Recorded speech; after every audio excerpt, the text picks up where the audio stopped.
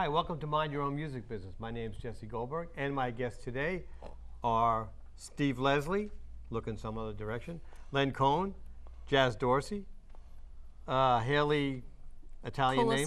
Callisto. I'll get that next time. And my name's Jesse Goldberg, and today we're going to talk about theater in Nashville, more specifically the reading series that we're having at Luby Theater, right? It's the Luby Theater, yes. And Jazz, you're in charge of that, so tell me what about that. Okay, well, the new play reading series at the Luby Theater is actually the Metro Nashville Parks Theater Department's new play reading series, and it was the brainchild of Carolyn German, who's the artistic director for the Metro Nashville Parks Theater Department. It started last fall because we were looking for a place to do a reading of a new play about Billie Holiday, and I went to Carolyn to see about using the Luby Theater, and she told me that she'd been thinking for some time of starting a new play reading series and that she was a big Billie Holiday fan. So it kind of happened that that all fell into place, and the first reading that we did was very successful, so we continued with a second reading, which was a play called 9 Days in the Sun by Mark Clayton Southers, who is the artistic director at the August Wilson Center in Pittsburgh. And Mark came down for that. We had a cast of 30 people, and it was a rather amazing experience. Just explain what a reading is, as opposed to a... Okay, well, in the process of taking a play from the script to Broadway, which is where all plays eventually end up, right? I think, no. There are a number of steps that you go through, and the first step that a playwright goes through is what they call a table read, which is where the playwright and the actors get around a table and read the script for the first time so the playwright can hear what he's got going on. And then if that goes well, maybe some rewrites are done, and the next step would be like a closed reading for close friends, so for a few people to start getting audience feedback and audience response.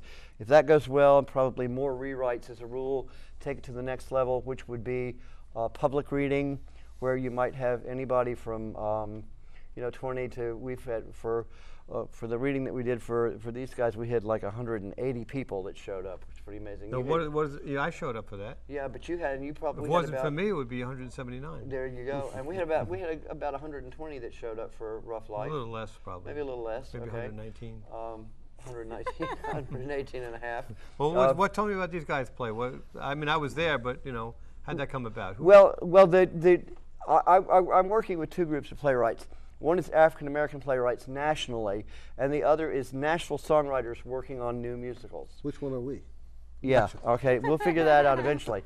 And I had seen, actually, I forget how it happened, but these gentlemen, Steve and Lynn, have written a musical called Umbrella, and I had actually seen the first kind of workshop production of that at the Renaissance Center over in Dixon. So when I started doing this, and I'd been in touch with them and interviewed them at that time, and so kept the relationship going. So when we started this reading series, and I wanted to get musicals into the mix, I went to them and said, here, this is what we're doing, and would you like to participate? And they said yes, and I think that maybe at this point it would be best to pass to them and say what has happened via the readings, because of the reading, or how the reading I actually affected their saw process. that reading, and you were kind of the narrator and singer. Is that the way the play is supposed to be? I mean, it's supposed to be, you wrote the lyric. Wait, let me get this straight. Who wrote what in the Umbrella? Well, Lenny and I wrote the story, and the music I wrote, and then Lenny and I wrote a bunch of the lyrics together, and with other lyricists as well. And I wrote the book, actually, the dialogue and everything. Right. So, yeah. But when I saw it, you were kind of the narrator, and also, is that the way the play is supposed to be? Is the play supposed to have a narrator like that? Well, he was reading, yeah, what you saw was how it was supposed to be. Right. The gentleman in the play is actually, it's a memory play, so he goes back to another place in time and is reading from a book that he wrote when he was with...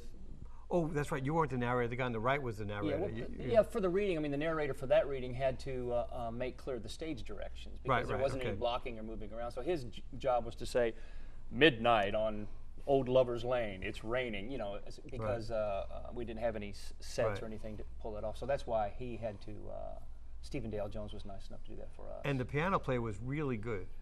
Whoever played the piano. That was Danny Mitchell, that's the young man in the play. He was the same guy. And that's all the background music you had was a piano, right? It was just piano and vocals. Yeah, that was really good. Yeah, this time, yeah.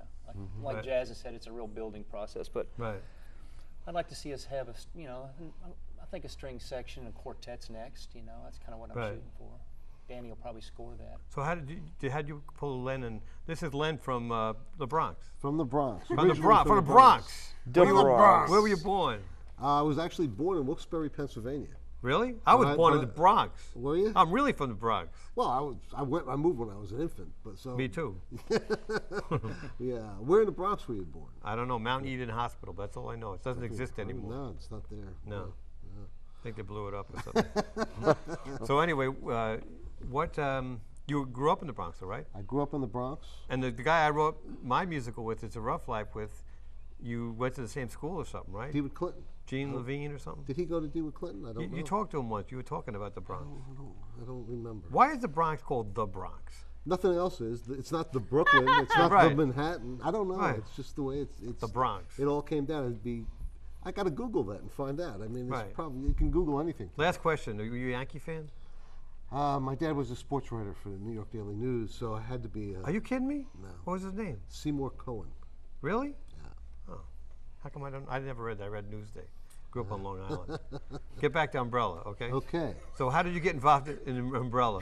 Well, Steve, came to Nashville. I was taking lessons, guitar lessons and some songwriting lessons from Steve, and we became really good friends. And he introduced me to some of his non-country writings, because he's had a lot of success in the country field as a writer, and it just blew me away because I grew up with every available dollar and every available minute on Broadway, and I just said, wow, you would be an incredible, Broadway artist. And we started talking about some of his older songs that he had written, and jazz songs that some of them actually ended up in the play.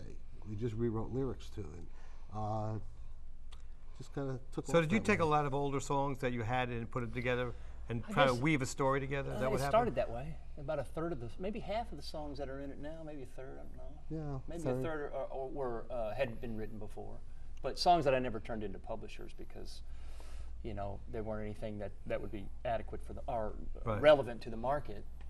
So I just, put them in the trunk, and I've always written larger works like that, but never really had anything to do with them until any place to put them. Until Lenny and I got together, and we formed a publishing company. We've done business together, and he said, "Hey, why don't you go for the brass ring and write a musical, and let's put some of these songs in it and see what happens." And 2.5 years later, here we are. Takes a long time. It takes a long time. Takes a long We're time not for there musicals. yet either. I know, because when I first got approached to doing the musical I was doing, I wrote a musical by dogs, right? You went to see it. I did. Right? I liked it. Right. So Gene calls me on the phone. He says, "Dogs." I said, "What? Dogs?" He says, "Let's write a musical about dogs." So I said, "It's going to take us a year to write it and 10 years to sell it. You still want to do it?"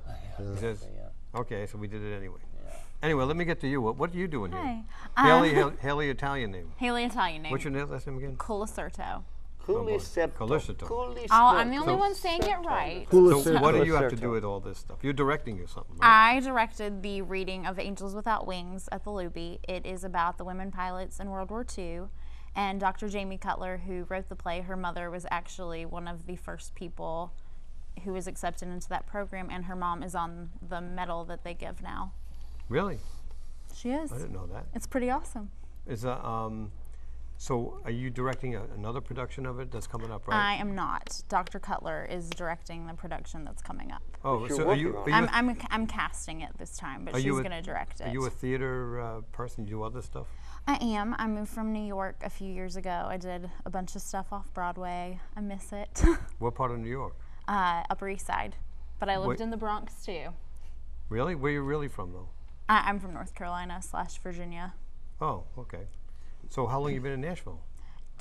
Almost 2 years. And did you come here for what did you come here for? Theater? I like to say I was green-acred. My boyfriend, we met in New York. He was in a New York Musical Theater Festival production, and we fell in love. And he was like, "Come to Nashville with me." And like Zsa Zsa, I said, "Okay."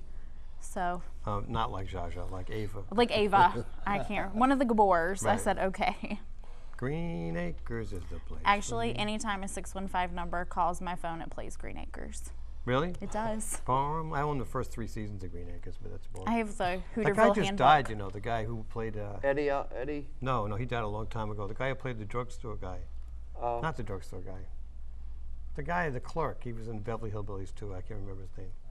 I don't know. Anyway, that's more than don't anybody know. needs to know, right? Yeah. But Haley did Okay. a lot of different stuff in New York. What's some of the stuff that you did in New York, and why, just based on your experience, why are new play readings valuable? What are they? How do they Hootersville. fit into the mix?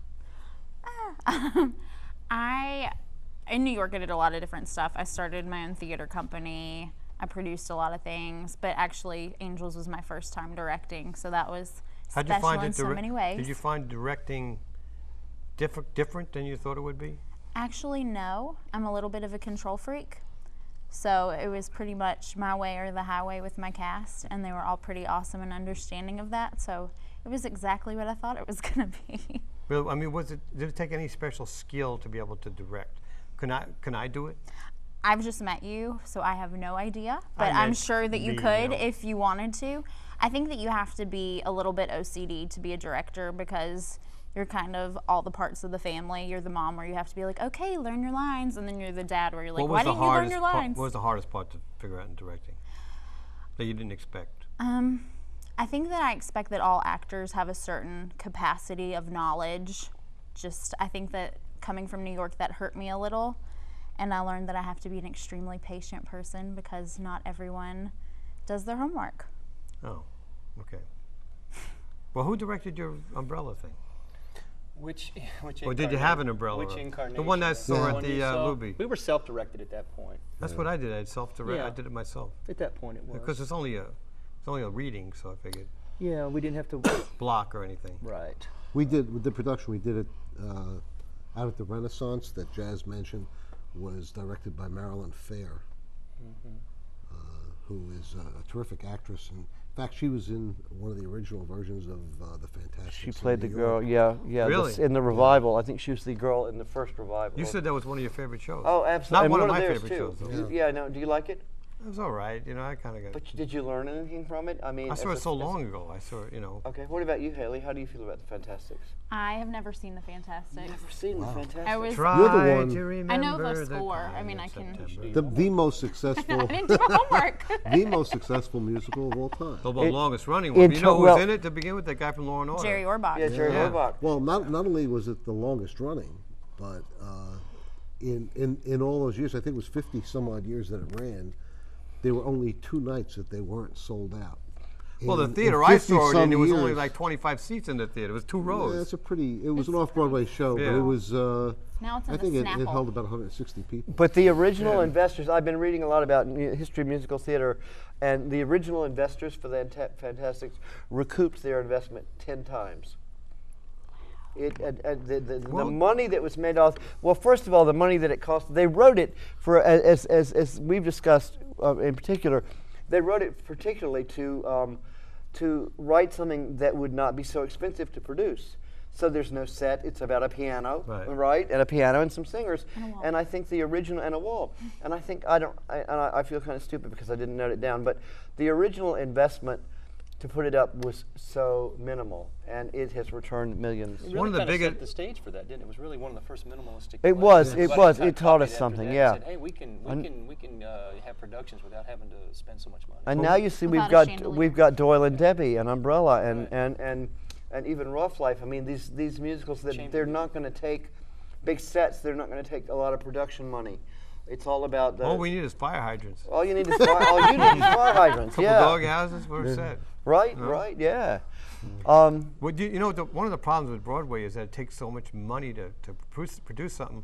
I heard this. I don't know if it's true or not. That it takes like 2 years even before you make a dime, Oh yeah. at least. And a lot of people go to Broadway just to be on Broadway, so they can go on the road and they can make all the money on the road.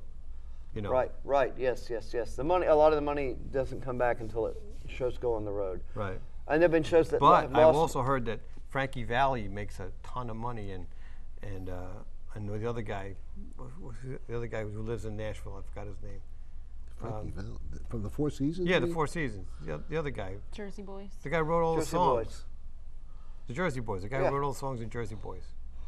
Bob in it? Gaudio, I think his name. Bob, yeah. Right, yeah. Bob Gaudio. lives here. They're making a fortune in on that show. Right, yeah. It's so good. Yep. And again, because it's a minimalist show that I mean, the Broadway, whatever they do on Broadway can be taken and done infinitely smaller anywhere else, and that's the way that it works, you know. Right. A lot of the money comes from licensing anyway. That's where you would actually make money on in the musical, on the music, and also on the licensing. I mean, you take one of the West Side Story. On any given day, it's probably playing 1,000 places all over the world. So I mean, you figure. No, not that many places. Around the world, I bet you it believe it. is. Yeah. No. If you go to MTI and you type in pretty much any show, it'll tell you everywhere it's playing in the U.S. Yeah. I was in a production of Jekyll and Hyde in New York, and I remember we were like, let's see if we can go to Staten Island and see it. Yeah. Oh, cool. So, but I have a I question. Love Lucy may be playing in 1,000 places. It is 1,000 channels, and in Right. your mind too. So, guys, I want to ask you guys a question. How do you feel that your project benefited from the reading at the Luby? What did the reading bring you? Where are you going from the reading next? Are you going forward? Are you standing still? Did it motivate you? Does it have momentum? Jesse, I can tell you right I know away. they got a lot of stuff to talk about. So what? I can tell you right away. I was in it, and I'm not a very good actor. It's the only thing I've ever acted in my life, and I was reading it. Right. I got a good perspective of it because I was in it, and rather than just watching it. So I realized there was some errors, and I think the day after we rewrote a lot of stuff, just right away, because we said, well, that's wrong, that's wrong, that's wrong. And the Luby, the good thing about the Luby, the sound, the reason why we did it at the Luby is because we saw your play at the Luby, and the sound was great. The sound was really great. I said, and that's what because musicals depend on the music. So I said, I want the music to be right, and that's the most and I learned that the music was good, that's all. Even though I already knew it already. And were you satisfied with the audience that you had for that reading? Yeah, I was satisfied with the whole thing, especially since seeing the music come together, Right. And I realized there was a few weaknesses in the script that needed to be fixed up, and we fixed them. I thought, till the next time. Till the next time. Yeah. How about you guys?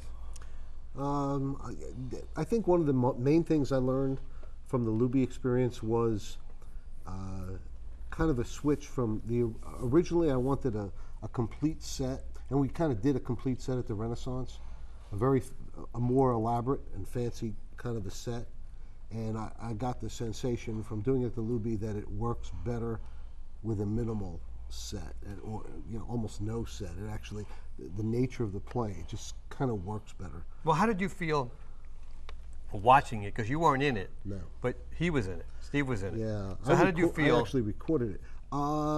Yeah, I mean, that was the main thing that I got from it. The very main thing I got, and I have a few concepts that we're incorporating into where we go from here, and those things came out of that reading. Well, how did you feel, Steve, with the actually being in it? Did you get the same feeling I did, that you were glad you were in it so you could get a different perspective on it? Well, I'd been in the 2 readings before that, so it's. I mean, I'm not an actor either. I mean, that's the first time I've ever been on stage doing that. I was real proud of our cast. I was just, and I guess what I learned most from that experience was what kind of support is out there for new readings in Nashville. And what there's a big push to come out and see readings. What do we have? 180 of our friends out there. I mean, it was packed. It was packed. packed. It was one of the most successful things I've ever done. Yeah, and so I just I did a little bit of social media on the thing and made little business cards and handed them out, and they told people and we packed it out. And I run into people every day who want to see the next show. At the at Bongo Java, which is coming up. Did you make any changes? Oh yeah, at I'm all still right. I'm writing a production number now. Yeah, we're supposed to. You make changes since? Oh yeah. Since the reading? Oh yeah. Okay. Yeah. So it's a learning experience for the writers, definitely. Yeah. Well, the learning experience for me was that it's never done. It's just abandoned. I think at some point you go, that's the show we intended. I'm going to leave it alone, and that may happen the opening night. Let me tell you what I found. I found out that doing a song is like doing the jigsaw puzzle, right? But a jigsaw puzzle is on one page, right? Doing a musical, it's like a jigsaw puzzle too, but it's on like 110 pages. Or You've something. got rubrics So it's cubed. yeah, it's got a lot more pieces you Right. gotta put together. Now, Haley, I have a question for you. The script that you were handed to direct, okay? Was not the same script that we performed the Tell, night of so the show. talk about that. What was that process? Just getting the script ready for the reading, and what were your objectives in approaching the script in doing that, in making the changes and everything? Well, it's fun and difficult at the same time when you have a writer whose mother actually lived everything that happened. So where I was very plot driven and trying to make it a story that people would enjoy sitting and watching, Dr. Cutler, who I love as an awesome Liza Minnelli-esque aunt, she was like, no, they brush their teeth at 8:30, they need to brush their teeth. So we definitely had a little bit more of, let's make this a story than a driven narrative of a day in World War II for women pilots. But we some characters definitely became a lot more interesting, and actually, this is kind of a funny story. In the initial reading at her house, I played one of the sisters, and when we finished that reading, I said, okay, somebody's got to die. Somebody needs to die. They fly planes, somebody has to die. So we decided that the character I played was going to die. So she went from living and being at the end when they all got their medals to everyone being like, oh, sissy. So Haley just knows that if she dies, she gets to be the center of attention, but only for that moment. It doesn't really last very long. I didn't end but up it playing didn't the happen that way, character. did it? Yeah, because I finally figured, I looked at the project and I said, man, I'm not ready to direct this. It needs a woman, and I need somebody that can crack the whip. And if you need somebody that'll crack the whip, you want to call Haley, because she's very no nonsense, and she really did. Too, I promise. Cracking the whip, that sounds intriguing. Just a Jesse, joke. That's a whole other play. Yeah, that's not a play. That's a never mind. That's no. And so, but to me, the most interesting success to come out of all of this is the fact that these guys took Umbrella to the Boiler Room. They have a new musicals competition. I kind of forced them to go. They were like, but they went and they placed. They're one of the three finalists. Didn't you all win? No, they're one of the three finalists. So they've got to go back in September. In the fall. In the fall. 2017. In the fall, and represent a full. They only did what you did 20 minutes. 30 minutes. Talk about that. Talk about that. What that was. That was real tough because we everybody. It was tough for everybody, not just us. But you had to take 30 minutes of your play, and that's what you competed with. Eight other plays. You take the whole 30-minute segment, or did you do a concise version? They didn't say, and they just what we did was we tried to give them a concept, a gist of the whole story, and a taste of everything, and it's really tough to do in 30 minutes. It's just a tough thing, but everybody had to engage the same way, so it was fair. It's just difficult. So that's a tough process. Wouldn't you agree? It was very tough. Yeah. So is there any, talking about songwriting for a second, what do you find different between writing showy songs or writing country songs? Wow, big difference. I mean, I guess the important. See, for me, it's easy because I always specialize in songs nobody wanted. So those are novelty songs, right? But there's mostly novelty things. The main considerations of craft are still the same. You know, clarity, simplicity, and structure and form. All that's pretty much being true to what the character, the tone of the character, being believable. What I like about theater writing is the form is so much larger. You know, you can, and again, I'm learning this. Okay, so. I'd like to say there's more freedom, but there's just as many limitations. So it's, I like the fact that I was able to use some of the music, harmony, and chord changes that I've always loved as a musician and a jazz player and stuff in this show, where I couldn't, that's not the kind of thing that you bring to country songs. It's just completely not the market. Well, the kind of thing that I found is that you can go anywhere you want. You know, like a Paul McCartney silly love song where he keeps going to different places. You can just go anywhere you want as long as the story stays straight. Yeah, it's more, the form is certainly more fluid. Right. It has to be. Right. You got to, and you have this song has to make the story go forward a little bit. Yeah, it's harder to write a 3.5-minute song than for me than it is as far as getting the whole thing across, you know, in 3.5 minutes than it is for what, 2 hours. Yeah. But they both have their challenges, and they're equally inspiring and interesting to me. Yeah. Yeah. How And about so, you? what's your next move with Rough Life? Broadway. I know, but Tomorrow. between, yeah, right, there you go. Well, We're going to there's show for 50 years. end of discussion. Just like okay, the right? Fantastics. You know, I literally know people that have written a play. The thing about what we're doing is this. I know people that have written plays that really think that somebody's going to come knocking on their door telling them, I want you to play for Broadway. But That won't happen? that's We not, should say something about Whoa. Sue Fabish's play, though, because that's real Yeah, successful. talk about Sue's play, because I you're only a had a couple collaborator minutes on here, that. but Yeah. I'm a writer on 6 of the songs on Sue Fabish's play called Motherhood the Musical. Which started And- out as a reading at the Luby. Yeah, and it's traveling all over the country. All over the country. I'm going to Australia. And it's in Australia. It's in Chicago. Right, awesome. right. Right? Yeah.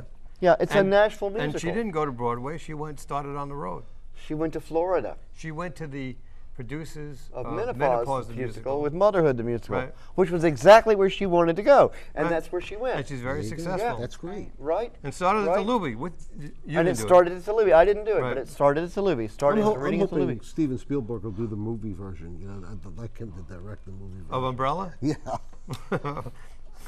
You need some action in it for the Well, we'll that's some give him killing and whatever he stuff. He'll wants. direct Angel. And we got to get we going. can add right? some We're out of time. terrorism and some bombs blowing up outside, We'll throw and, a few whatever, things in right? there. Yeah, It's not a problem. yeah, Yeah. yeah. Anyway, that's very successful. She started in Nashville. She did a reading at the Louis. She did a production at the Dark Horse. Right. And now it's I know. all It's over the played country. Atlanta, It Chicago. opened in Chicago. Oh my God! Right. Anyway, Right. anyway, we got to get going. Let me go. My guests are Steve Leslie and Len Cohn, who wrote Umbrella. We got Jazz Dorsey, who writes a lot of stuff, but is running the reading series, the Metro reading series. And then we have Haley, not Mills, but Haley Colacerto. Colicito, right?